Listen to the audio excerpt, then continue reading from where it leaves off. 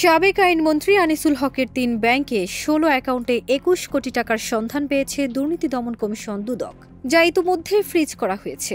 রোববার ২২ ডিসেম্বর দুদক সূত্রে এই তথ্য জানা গেছে। এ বিষয়ে দুদকের উপপরিচালক মোহাম্মদ আখতারুল ইসলাম গণমাধ্যমকে বলেন, অনুসন্ধান চলমান রয়েছে। বর্তমানে নথিপত্র সংগ্রহ ও যাচাই বাছাইয়ের কাজ চলমান।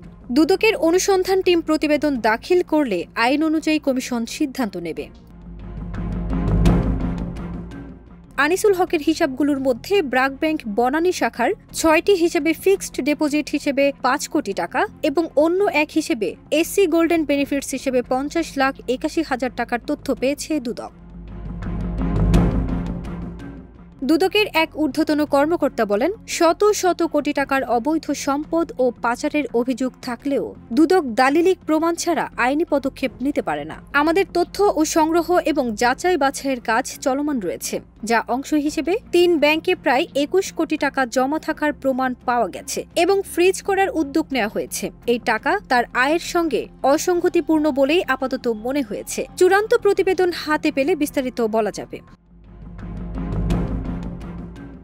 আনিসুল হক ও তার ঘনিষ্ঠ সহযোগী অ্যাডভোকেট তৌফিকা করিম সহ সংশ্লিষ্টদের বিরুদ্ধে গত ৭ অক্টোবর থেকে অনুসন্ধান শুরু করে দুদক, যার মধ্যেই সাবেক আইনমন্ত্রী আনিসুল হক এবং তার ঘনিষ্ঠ সহযোগী অ্যাডভোকেট তৌফিকা করিমের বিরুদ্ধে শত কোটি টাকার অবৈধ সম্পদ অর্জনের অভিযোগ রয়েছে। ফারজানা নিকিতা, দেশ রূপান্তর।